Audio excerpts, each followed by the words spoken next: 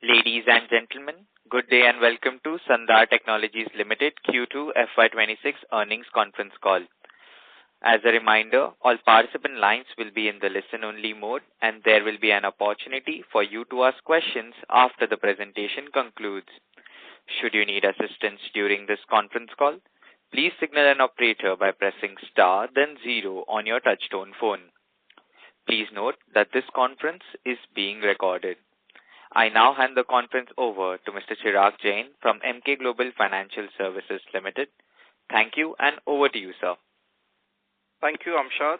Good morning, everyone.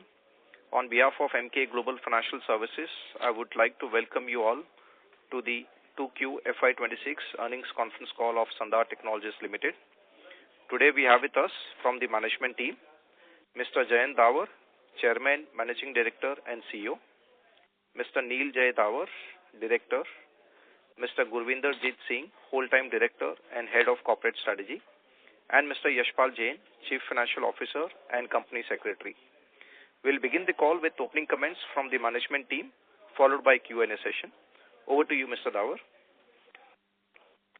Thank you, Chirag, and thank you, Amshad, for putting this call together. Thank you to all the investors who've joined early this morning. Let me begin by, first of all, saying that the auto industry, the domestic auto industry, grew by about 6.1% in quarter 2 of 2026, out of which the two-wheeler segment has grown by 7.4%. The passenger vehicle segment actually witnessed a degrowth of 1.5%. In terms of how Sandhar has built on this, if you look at, I'm going to divide this into three different parts. One is the Sandhar India business growth, where our revenue from operations have grown by 33%. The operational EBITDA grew by 24%. Operational EBT grew by 33%. And operational PAT grew by 28%.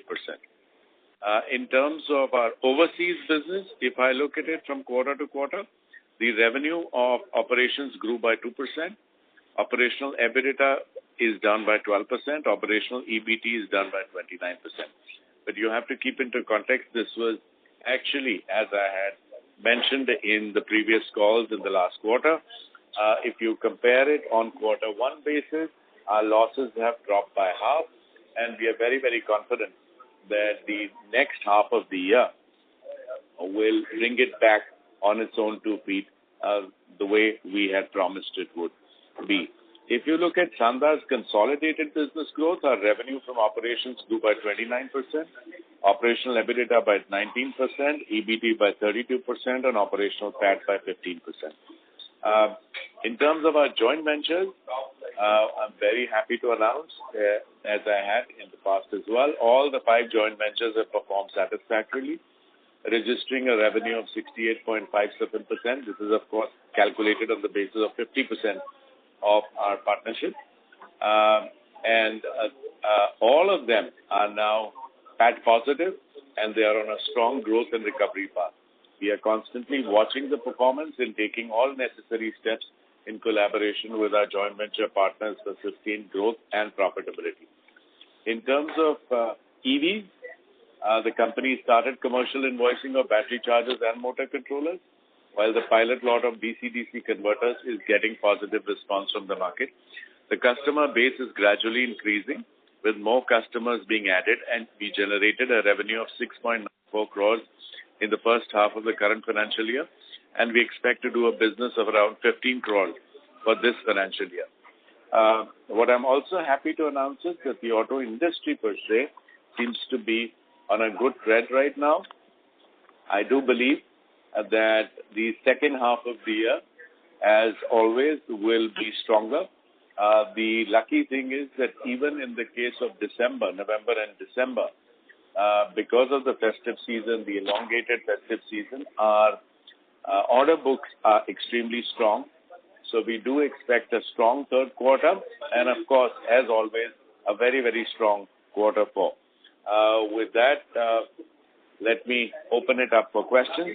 We have on the call, like Chirag mentioned, we have GJ, Neel, and Mr. Yashpal Jain, our CFO, who will answer all your questions from the financial perspective in a more detailed manner than I possibly can. So thank you. With that, I'm open to questions and answers. Thank you all very much once again for joining. Thank you very much. We will now begin the question and answer session. Anyone who wishes to ask a question may press star and 1 on their touchtone telephone. If you wish to remove yourself from the question queue, you may press star and 2. Participants are requested to use handsets while asking a question. Ladies and gentlemen, we will wait for a moment while the question queue assembles. The first question is from the line of A.M. Lodha from Sanmati Consultant. Please go ahead. Hello. Am I audible, sir? Hello. Yes, you're audible. You're audible, Mr. Lodha. Sir, my question is that, sir, in first half, you kindly refer to your presentation table number 5. First half sales have grown from 24% from 1896 crore to 236 crore, 2,360 crore. Whereas EBITDA has been down from 9.7% to 8.5%. And PAT also down. EBITDA has down from 9.7% to 8.5%. And the PAT also down from 3.2% to 2.3%. In spite of increase in sales by 24%, what may be the reason for the fall in EBITDA and PAT percentage? Okay.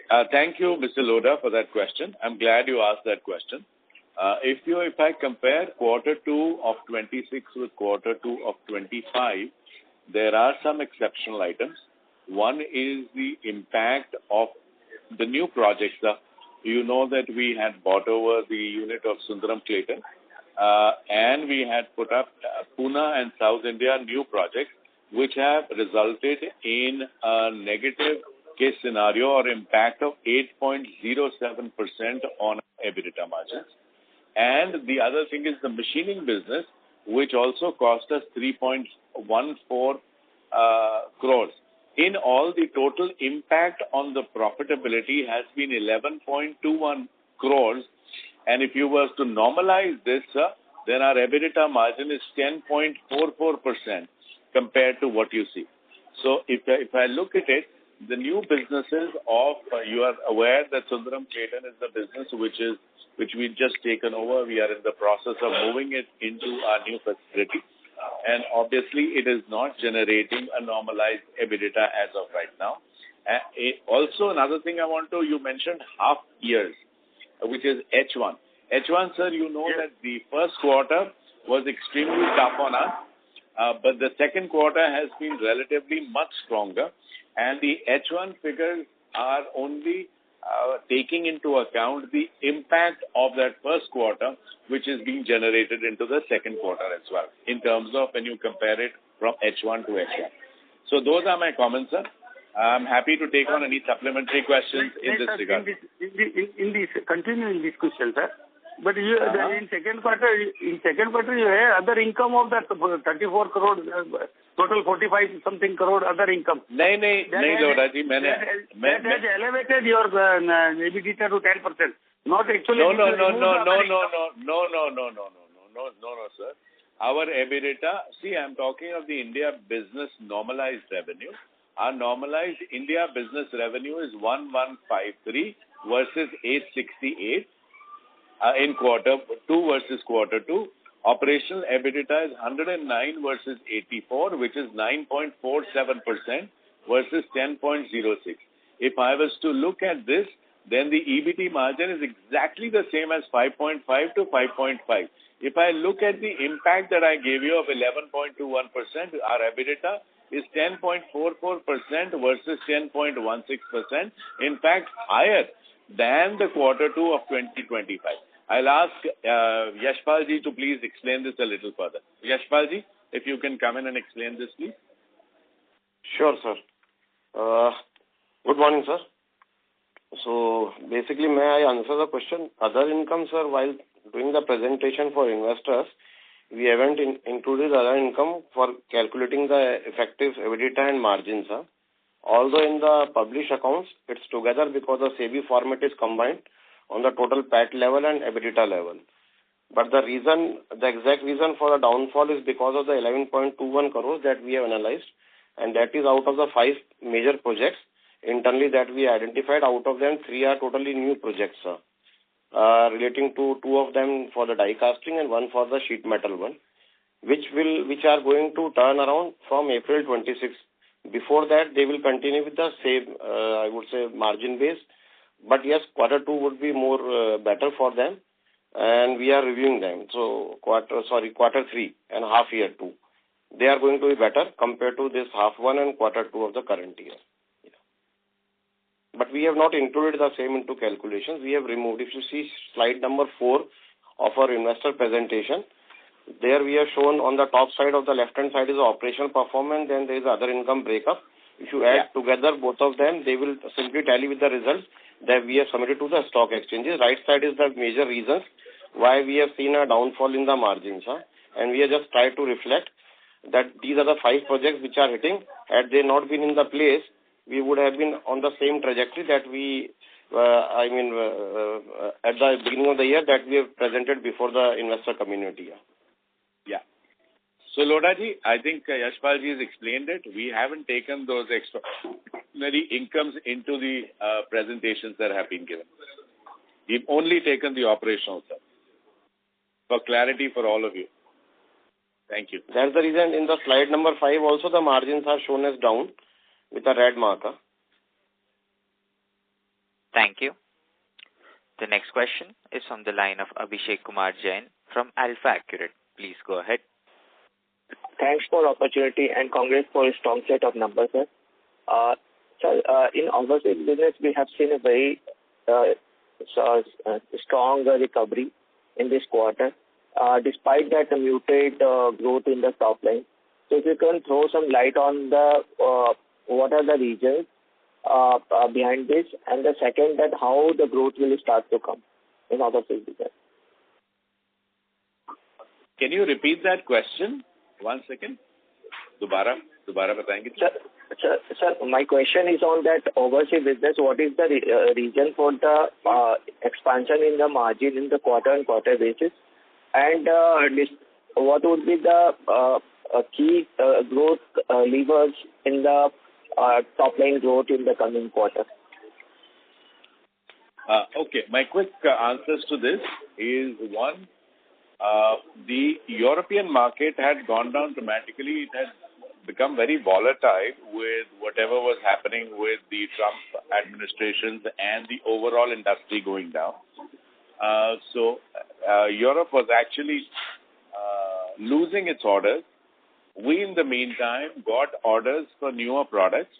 Those have started to ramp up, and we are very, very hopeful that the second half of the year, while we put a major control on our expenses in quarter 2 compared to quarter 1, we do believe that now, with that having been taken care of, both in terms of financial costs and operational costs, where optimization has been brought in, with new orders kicking in and production starts, we do believe that, as we had said, we will try and remove the losses that we've had so far in the second part of the year.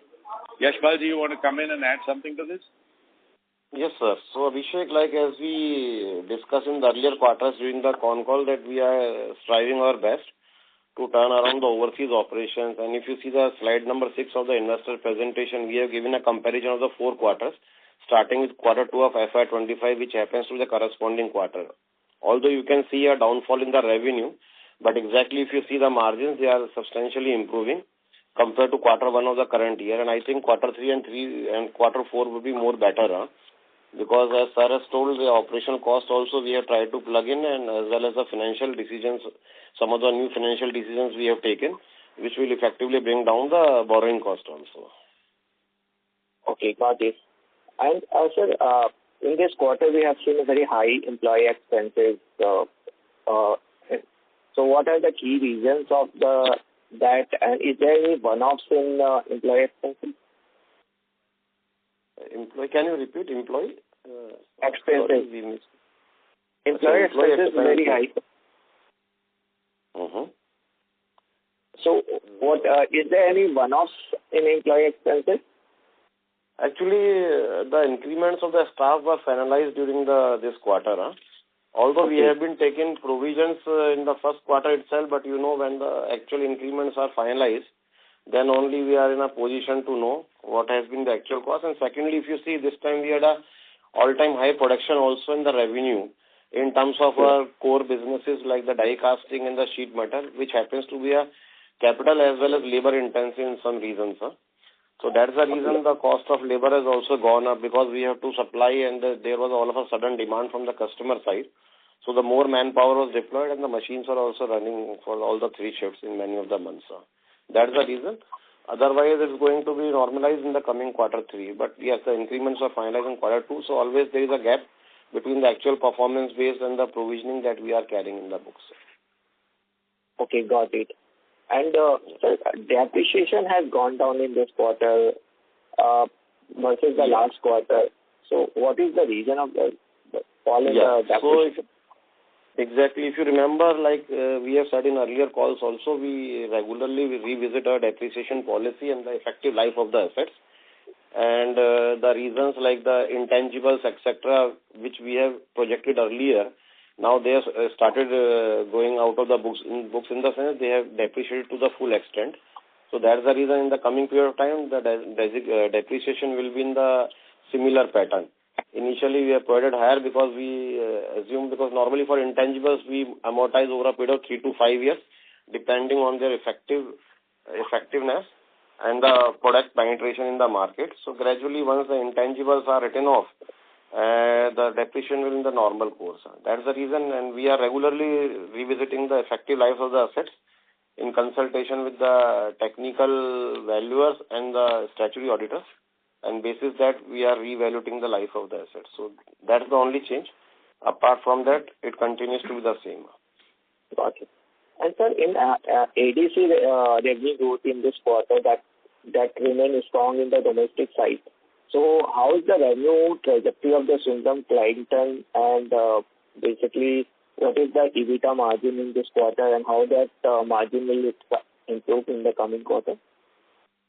So like Abhishek, if you see, the ADC share has gone up even in the overseas and domestic. So overseas, if we negate from the half year, the last remains to be the domestic share. So roughly in this quarter, the ADC business has been about 32%, right? So yeah, which includes a revenue of 198 crores from Sundram Clayton business. Despite that, India business standalone in quarter 2 has given 177 crores of revenue to us, which is up versus 130 crores in the corresponding Q2 of FY25. So this growth will continue to come as we expand our lines. But as for the margin profile, the Sundram business has given us a margin of 4.48% only for the half year. But it was near to 5% for quarter 2, which means an improvement over quarter 1. So, but as we shared our plans earlier, like along with the machining, we expect something 11-12%. And in terms of S-cast, the margins are expected to be around 9.5 to 10.15%. That's all. So this is 198 crores in the first half or in the second quarter? It is a half year. 198 is half year. So second quarter is 102 crores. Remaining was quarter 1. But the margins have improved. We are close to 5% in quarter 2 for the Sundram business. Okay, and how would be the margin in the coming quarter, sir? So coming quarter, we had a discussion with the business head, but yes, the relocation cost of the plant will also be coming in the coming half year. Also, our premises rental will be coming up. Our new premises are much bigger one compared to the existing, because new set of machines are going to be deployed. So this year we expect it to be around 5%. But yes, from the next year onwards, as the business team has indicated, they will be going back to around 9% or something. So that we are generating from other businesses or other parallel businesses. Thank you, sir. That's all from my side. Thank you. Thank you. The next question is from the line of Sailesh Raja from B&K Securities. Please go ahead. Yeah, thanks for the opportunity, sir. So this quarter, on the absolute amount basis, we witnessed significant drop in assemblies business on both YOY and QOQ. Is there any reclassification here or any other reason for drop in sales? Assembly business, LSG? Yeah, correct. Yes, sir. Yeah, so assembly business, if you recall, we are into the spokes wheel. Huh? We are not into the alloy wheels. Huh? And one of the reasons is that the premium segment is now being replaced by the alloy wheels. Huh? So there's no much reclassification. It continues to be the same. If we see the assemblies volume in half year against 10.5, it is 9.6%. Right, sir? That's what we have. Yeah. So it's a normal 1% something down 0.9, I would say. Because amount, it has come down a lot, actually. If you look at absolutely, it has come down a lot. Yeah, last quarter it was 104 crores. Now this quarter it is 64 crores. Exactly. But we have not done any reclassification because likely you say, if you see the assembly business, major of the components are coming from the customer side itself. So while everything is dependent on how the volume will be performing, otherwise, I mean, with the passage of time, the spokes will be largely replaced by the alloy wheels in the coming period of time. As of now, the mopeds and some segment of the bikes are being run on the spokes wheel. So that's the reason it is going down. But nevertheless, we are not idle space because we have combined the assembly and sheet metal businesses. So everything will be, I would say, adjusted with the sheet metal business in place of assembly business in the coming period of time. Okay. Sir, for the past year, we have been waiting for quarterly revenue run rate to reach around 1,200 crores, and we have touched that number. But if you see the margins only, sir, again, bottom line, still we have not achieved it. With this high scale, still we have not crossed 10%. Can you help us understand what specific costs continue to crop up, and by when should expect the margins to improve meaningfully? Again, you are saying there will be a rental cost. Some of the costs are keep cropping up. So can you please explain on that by when we can start seeing 11% EBITDA that we have guided earlier? And also, can you please discuss about the overseas business? Which geography is currently dragging the overall performance, and what are all the measures we are taking to turn around the operation? And also, recently I came across an article highlighting a sharp increase in power cost in Romania. So how is company planning to mitigate these challenges and start reporting 11% plus of EBITDA at this 1,200 plus crores of top line? Sir, you want to answer something? No, I just want to answer. I am not going to answer on the numbers. I think Mr. Raja you would be able to answer the numbers better. I just wanted to give the supplement of a comment that was made in Romania and for the overseas business. The overseas business, Mr. Raja, is now in a mode of consolidation. I don't know where we've got this information about power costs going up in Romania. Actually, the European power costs have started to come down. During the time of the pandemic and post that, power costs had gone up dramatically. In fact, gas costs had gone up 800%, especially with the war between Russia and Ukraine. Gradually, it started to come down. It is still not at the levels at what was there before the war, but it has come down dramatically. The costs of operations in Romania are lower than those in Spain by a significant margin. We do want to take advantage of the new facility that has been set up there. You are aware that the regular production there also got suffered on account of the war. But I think the worst is behind us. It has now been established. Gradually, by the month, Romania is going up. We are trying to shift some business. In fact, some of the new projects that are coming into the overseas business are being routed through Romania. And it's on that basis that we do believe that margins will go up as was projected. In fact, if you look at our overseas business in the past, our margins there are higher than those of the Indian business. They were at about 12.5%, 13% on margins. We expect those margins to come back very, very shortly. I don't see the margins are going to be an issue. The European business, you also have to consider the fact that with the depreciation of the rupee and the euro becoming stronger, we've had translation losses. And when the overall business is in a loss, in the Indian context and in translation to the Indian rupee, that has a double whammy impact. And that's what has happened. But going forward, I do believe that the overseas business will come back to its normal feet. And we are very, very hopeful that in the second half of the year, we will be able to mitigate any losses that have been there in the previous quarters. So that is the impact on the margins in the overseas business. In terms of the Indian business, you did mention, but I think if you actually calculate the Indian business on a normalized revenue, then on an EBT platform, we are exactly the same margin as we were in quarter 2 of financial year 25. But if you were to add to it the impact on profit on account of the new business that has been taken in, which is the Sundaram Clayton business, and 2 new plants in Pune and South India, we are actually at a margin of 10.44%, vis-a-vis 10.16%, which was there in the last year. So if you ask me, we are on a very, very healthy scenario. Now, obviously, growth sometimes does mitigate and take away some of the margin growth, and that has happened with the growth coming in from the acquisition, whereas Mr. Yashpalji said our margins are about 4.5% right now.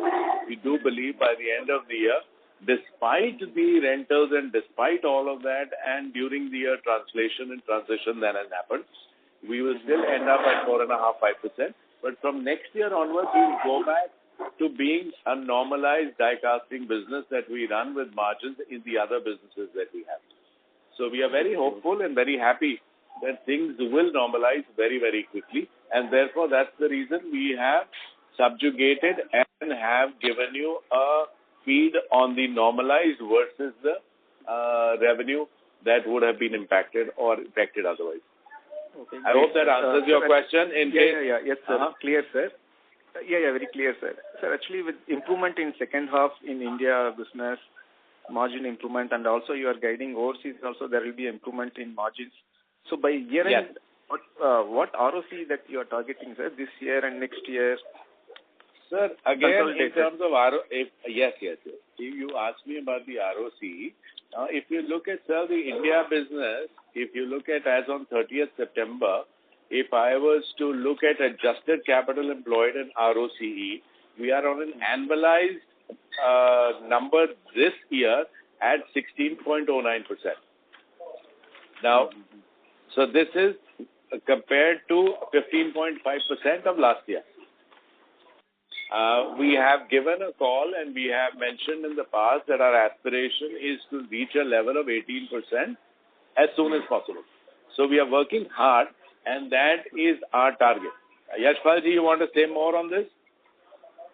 Yeah, absolutely, sir. I echo what you have said, because initially in the first phase we have given a target of 15% going to 18%. This would be pre-tax and subsequently for the post-tax one, sir. So bearing 3 projects, as we discussed earlier also, 2 of the die casting businesses and 1 of the cabins and fabrication, these 3 are the new projects which are giving us a little tough time this year. But as we have discussed with the business team, they are expecting to start full production in this by April 26. In the Pune die casting, we have received now the customer consent also. And from next year, April, the volumes will gradually start. So that's the reason this new business, which is dragging us down, would again be in the same profit trajectory. So hopefully, we will be able to achieve what we have promised to the market. Okay. Great, sir. Thank you, sir. All the best. Thank you, Celestine. Thank you. The next question is from the line of Rajit Agarwal from Nilgiri Investment Managers. Please go ahead. Good morning, sir, and congratulations for a good set of results in this tough environment. I have a few questions. Some of the questions pertain to some of the things we discussed in the Q1 call. So one was we had mentioned that the smart locks production will begin in Q2. Has that started, and what is the kind of volumes we are seeing there? Okay. Smart locks has started, sir. The volumes are small. We did get a review from some of the customers. We have 2 main customers. One project has been delayed a little bit, so they are in a stage where we've shipped out some. But we do expect that the last quarter there will be a little bit of smoothening of operations there, where we will be supplying smart locks more on a daily basis than a weekly kind of basis, which is being done now. But yes, to answer your question, yes, we've started smart locks already. Okay, wonderful, sir. And we have taken an approval for a QIP of 500 crores. Can you update the status? And in the same context, there is a news of a sheet metal fabrication company being put up for acquisition. It's an Italian group. I don't know if you have heard of it, but are we considering any such possibility in the near future? Well, you know that, Rachit, all I want to say here is that there are various opportunities that are brought up on the table. We are much more careful with any kind of inorganic growth. We would want to pursue it. In fact, the point that you mentioned, the QIP, was to be kept as a war chest in case any such opportunities were to arise. We still haven't finalized on any so far. There are several that one keeps on looking, but we are very, very mindful that any inorganic growth that we consider, whether from M&A or from any new project, has the potential in the medium term to be able to reward the stakeholders with an appropriate return on capital employed.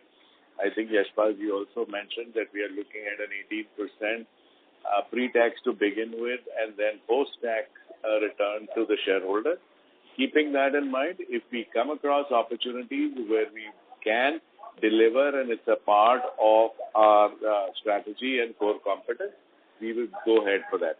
At this point of time, I do not have anything to report.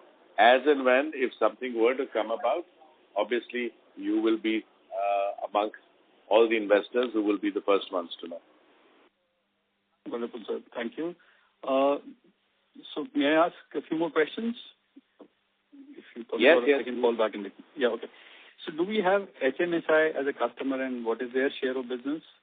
And how's the performance been of that business in Q2? So Rachit, you're aware that a few years ago, HMSI was not a part of the business, was not a customer, largely on account of the fact that we were at one point of time associated as being a hero supplier, and there were some tensions between the two of them. But for the past few years, we've started business. We have now started in every category of their supply and what we hold a core competence in. So whether it is sheet metal, whether it is castings, whether it is locks, whether it is mirrors, we are in all those businesses now. You're aware that the latest technologies in terms of smart locks and so on have been awarded to us. They have become a strong customer for us. Going forward, I do believe that number or a percentage of our revenue will grow dramatically with HMSI. In front of me, I don't know if Yashpal ji has a number of what percentage we do right now, but it's been growing constantly and it's been growing quite aggressively. There are some new projects that are starting with HMSI as we speak. In fact, HMSI also is a customer for our helmets. So they cover a large part of the dimensions of all that we do. Yashpal ji, if you have the number of percentages of what we did last year.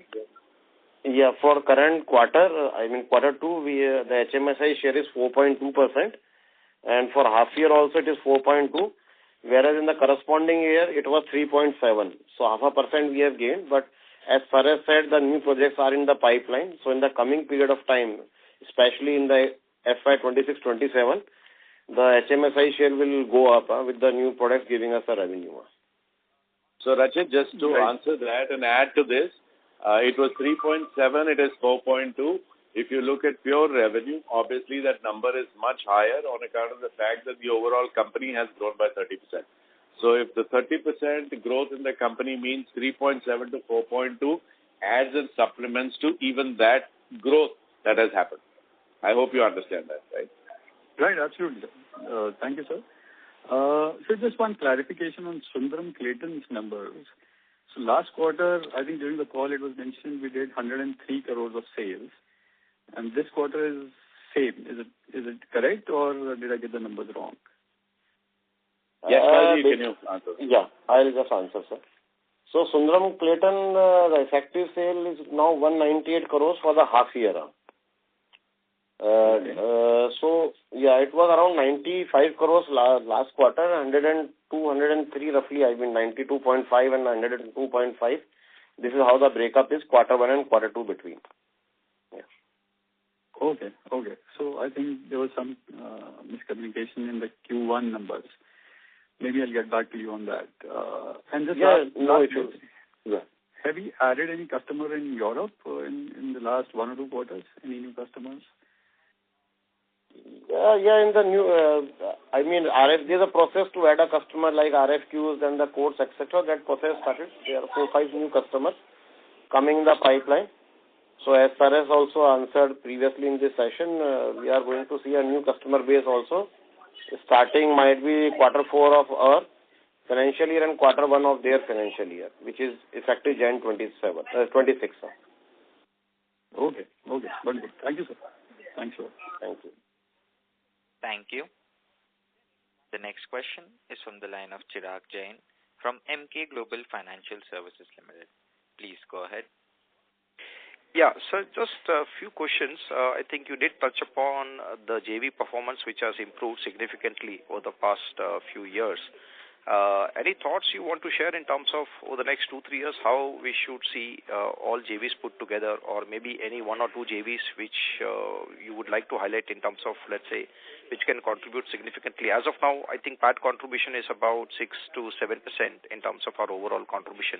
How do we see, let's say, over the next 2-3 years, JVs doing for us in terms of numbers? Well, Chirag, thank you for that question. It's a good question in terms of JV performance. Obviously, the JV revenues don't show up in a consolidation or in standalone, and therefore we report it separately. See, JVs are a way for us to keep relevant in terms of newer technologies, and it keeps us in the international domain of customers who want to buy and set up things in India, where we become the local suppliers of sorts. So that is the large intent. What we are interested in is that the operations of these JVs give a good return in terms of aggregate to the investments that have been put in. So if you look at it from a perspective of return on capital employed, if you look at in terms of return on equity, of course, the capital employed has become larger with the previous losses. But going forward, like I said, all our joint ventures are profitable. Each one of them gives us an opportunity of breaking into newer technologies that are still not being used in India. But as and when they become a significant part of the component pack in India, we would be way ahead with our joint venture partners to be able to offer it to the industry. So there is a strategic intent to these joint ventures, but at the same time, we are also very conscious that whatever investments there are in the joint ventures give us an adequate return that justifies the financial impact of what we are doing. I do believe that each one of the 5 joint ventures that you see here are important. Each one of them have a new take. If you look at our joint ventures, whether they be in the area of rear parking sensors, whether they be in the area of shark fin antennas, whether they be in the area of new kind of cables, whether you look at special electronics, small componentry, I think each one of them has a much higher level of potential, not only in terms of the auto industry, but in some cases, even the non-auto industry, which could become very important into the future. Thank you. Thank you, sir. Just a couple of more questions. So I think in 2 of our businesses, so one is Vision System, we have more or less doubled our revenues. In fact, even in the first quarter, we had almost 30% sort of growth. Can you please elaborate in terms of what is driving this and how do we see the outlook for second half and probably going ahead? I do believe I will not give any special outlook for the vision systems in the second half. I do believe that the growth that you are seeing will continue even in the second half and beyond. Some of it is coming from features that have been added into these mirrors. Some of it is coming from volumes. And in the next quarters, we do see some growth on account of addition of new customers. So if I look at it, the entire wallet from market share to premiumization will take impact and growth, which will then help us in a faster growth in the vision system business. Thank you. And just lastly, on the cabins and fabrication business, I think this business has been somewhat subdued for the past 3 quarters, largely because of the emission norm changes in the construction equipment industry. So what are the, let's say, outlook for this business now going ahead? Are we largely through with the emission norm changes on the ground and the price increases has been largely absorbed? Any thoughts on that? And then I'll come back in the queue. Yes, to a large extent, yes. We've started green shoots of new orders coming in. The cabin and fabrication business, like you said, was affected a lot with the change in the emission norms. There was a lot of inventory lying with the customers. I do believe that the new orders that I see in quarter 3 and quarter 4 of this financial year seem to be much more solid compared to what we had in the first half of the year. Fingers crossed, but that's the information that I have. So we ourselves are conservative in our approach even for the second half of the year, but I do believe it was definitely better than what was there in the first half. Okay, thank you. Thank you so much, sir. Hamshad, we can go back to the question queue. Thank you. The next question is from the line of Disha from Sapphire Capital. Please go ahead. Hello. Yes, ma'am, you're audible. I'm audible? Okay, yeah.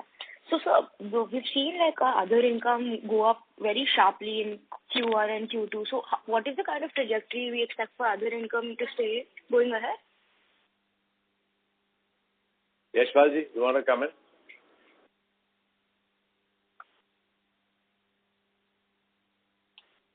I don't know if he's been disconnected, so let me answer this question. Hello. Am I audible, sir? Yeah. You are audible. Yeah. So I will just answer the question.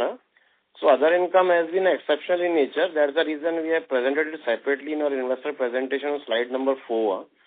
And the biggest other income came from one of the plants that we did the consolidation in cabins and fabrication in Bangalore. There we got a profit of 34 crores in the disposal of the land. That's the reason. Otherwise, there is no as such planning to increase other income. More or less, it will continue as a casual income coming exceptionally. That's all. Because we are more focused on the operational business. So there is no other source of other income. All right. And so we just mentioned that we started smart locks production has just started. So what sort of EBITDA margins do we see for that segment? I do believe that, Disha, smart locks business is as appropriate as any other locks business. At this point of time, we do believe that the margins will be probably better because the volumes are smaller. But as the volumes go up, there will be shrinkage in terms of the overall price of these smart locks. But at any point of time, as our locks business is, that gives us a margin of 12 to 14%. That's the kind of an EBITDA margin that we consider also in the smart lock business. All right. And so, like, going ahead, just like a bit of your comment on the product mix, because we've seen the segment of ADC rise up very sharply. So what are like the 2-3 major products that we see dominating the product mix going ahead? Well, Disha, the way I look at it, we look at ourselves as 4 basic verticals. There are times when one is kicked up ahead of the others. You saw casting business grow. In the last year and a half, you have seen that our business of sheet metal has grown significantly, and that is on a very, very aggressive path as well, where we set up new businesses from a business only a few years ago, which was less than 200 crores. We are now looking at crossing 1,000 crores of the same business in sheet metal. The same aggressiveness has been in die casting. At this point of time, I think Chirag asked this question, and I said that the cabin fabrication is a business which is muted for the moment. But I think going ahead and in the next few years, that could also take an aggressive shape. Let's not forget the main business, which has been the automotive business of locks and mirrors and so on and so forth.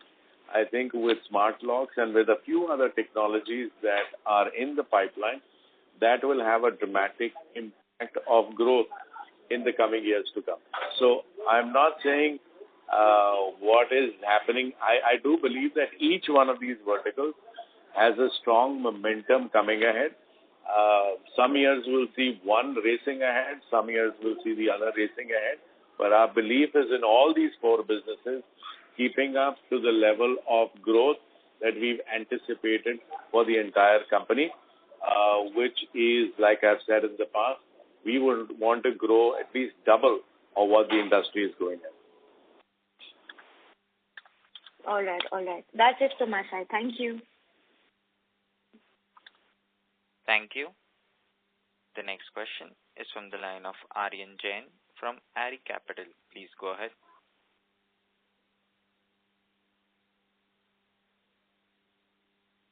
We seem to have lost the participant. The next question is from the line of Vidisha from CRK. Please go ahead. Hello, sir. I wanted to know what kind of margin trends can we expect in Sundaram and what is the timeline that we can expect the same for? So, Sundaram Clayton, as we discussed earlier during the call also, we are expecting the margins to be in the normal die casting, at par with our other die casting business, which runs around a margin of 9 to 10% in between as cast. So the same margin we are expecting for Sundaram Clayton going forward. But yes, that will start coming up from April 26 once we are into our own premises, and also we add 2 new machines that we have set up the entire plant. So that's going to come from April 26 only. Okay. And for the overall business, what is the kind of margin trend that we can expect ahead, and what will be the growth levers for the same? So basically, as we promised and we discussed with the market in earlier calls, we want to go up to a margin of 11% in next 2 years of time with an improvement of around 50 bips. 10 bips to 50 bips every year. Unfortunately, quarter one, as we discussed earlier, was not so well for us. That's the reason in overall half year the margins have been down. But we expect to go around 11% of a healthy margin from operations. And the growth drivers would be all business segments, because sometimes, as sir has just said, some businesses up, some are down. So that's how it goes like a family, all the business verticals. If one of the vertical is facing a tough time, other one supports it. But yes, the revenue expectations, as we mentioned, that we want all the 4 business verticals to be a big business verticals with an average profit margin of EBITDA margin of 11%, and ROC we intend to achieve 18% pre-tax in the first phase, and then later on followed by 18% post-tax in the coming period of time. Okay, sir. And just one last question. As you mentioned, Europe, the sales were down because of the volatile market. So what is the outlook on that? So basically, overseas we are working on 3 different legs. One is increasing the operational efficiency over there. At the same time, cutting down the operational costs. Second is we are trying to increase the customer base also from a traditional set of customers. We are moving to new customers also. And just trying to tie up them from our existing facilities itself. And the third one is that we are doing a financial re-engineering also in terms of borrowings and other product mix also.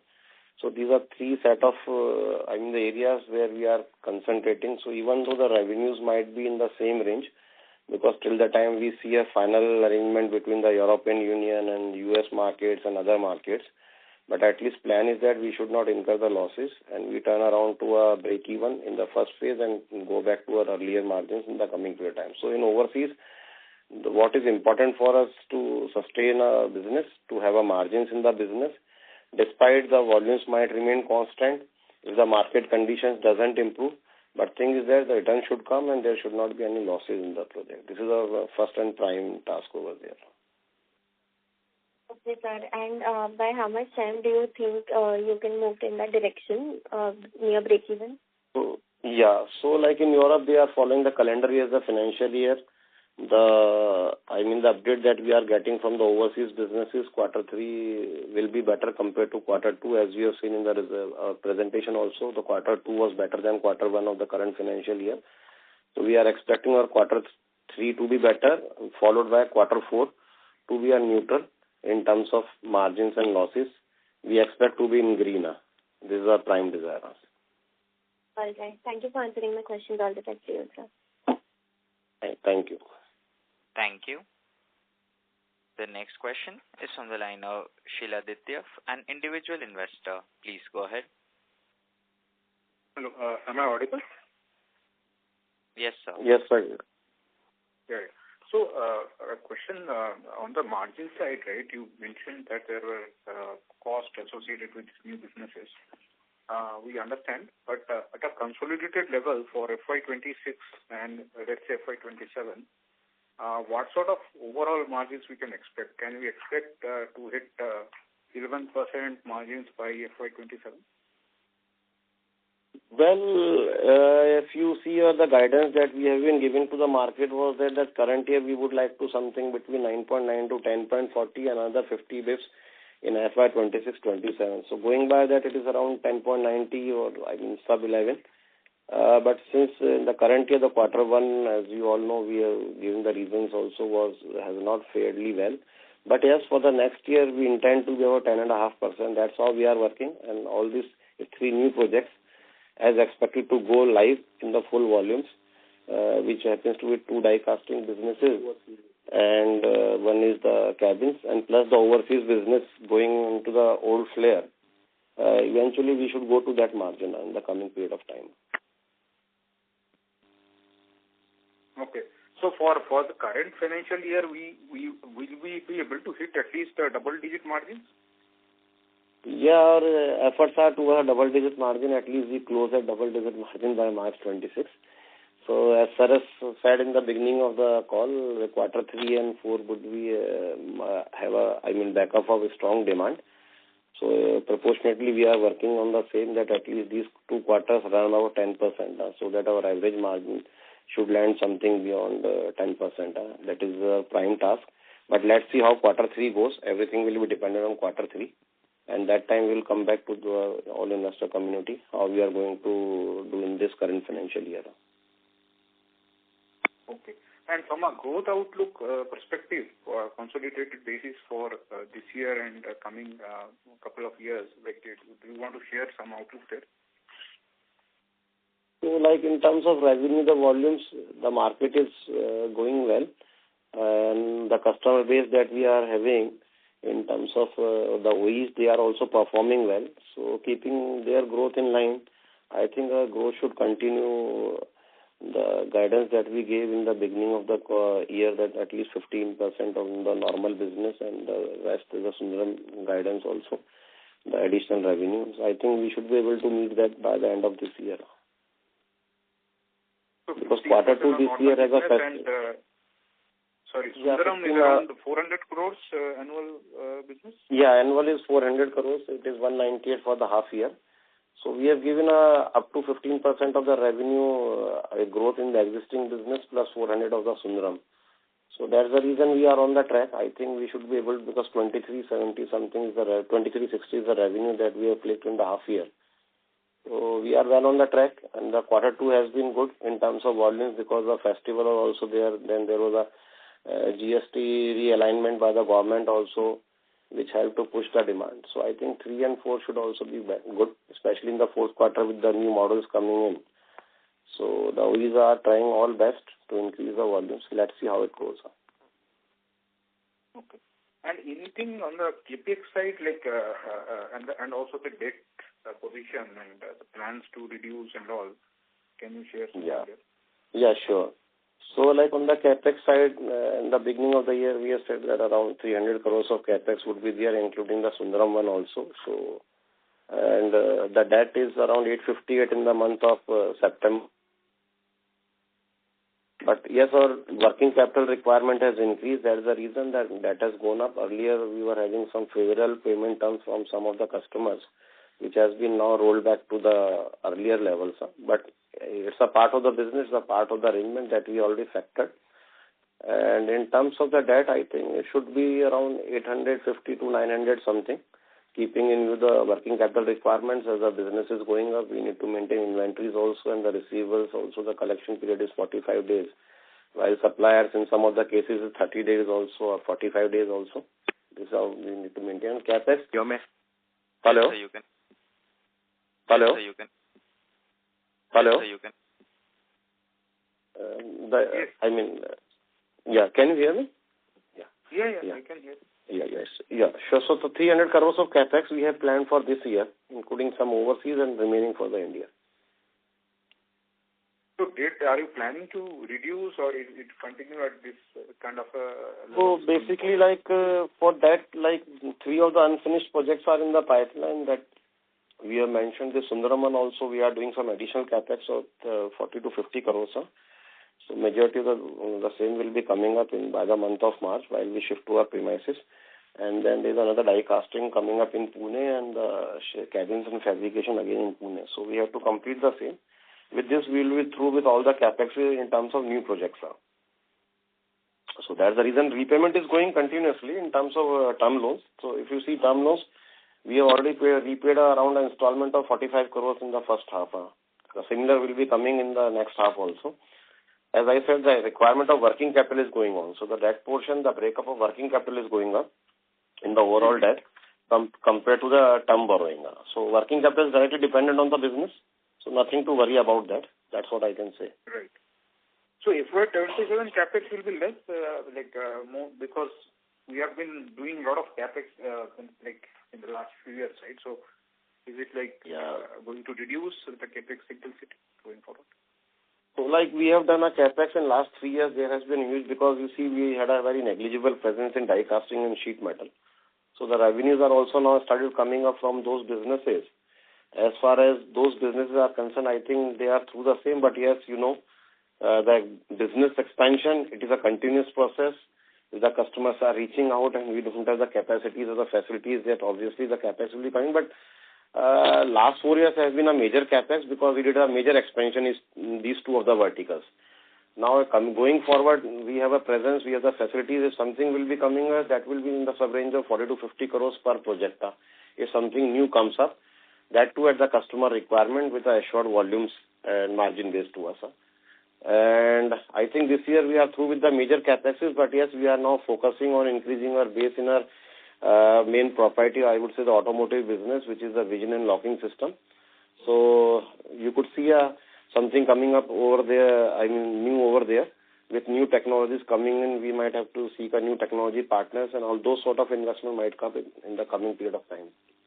And safety and environmental capexes are also there, which government is putting us. So all these things, 150 to 200 crores is a normal capex for a industry like us, which includes the environmental norms also, the safety capexes also, the growth capexes also, and there is a replacement, renovation of our old manufacturing facilities also. So this is all.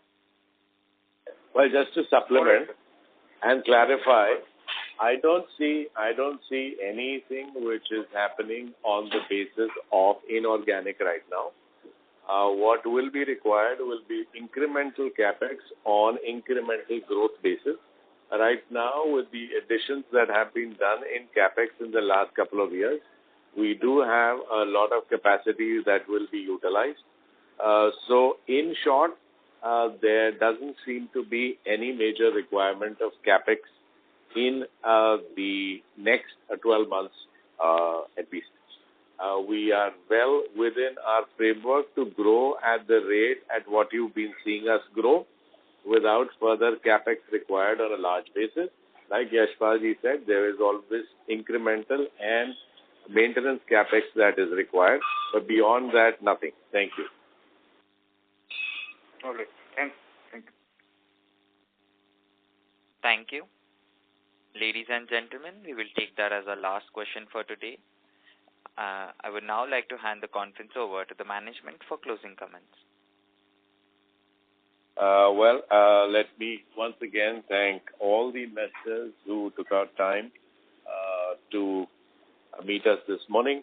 I want to thank MK, Chirag, Hamshad, who put this entire thing together. Thank you for your patience, ladies and gentlemen. All I can say is that your company seems to be on a good growth path with a team that's working very, very hard to ensure that our stakeholders are kept happy. I'm also happy to report that your customers, both new and old, are happy. I'm also happy to report that the quality products that we supply are very well accepted, and I look forward to in terms of new developments of similar parts.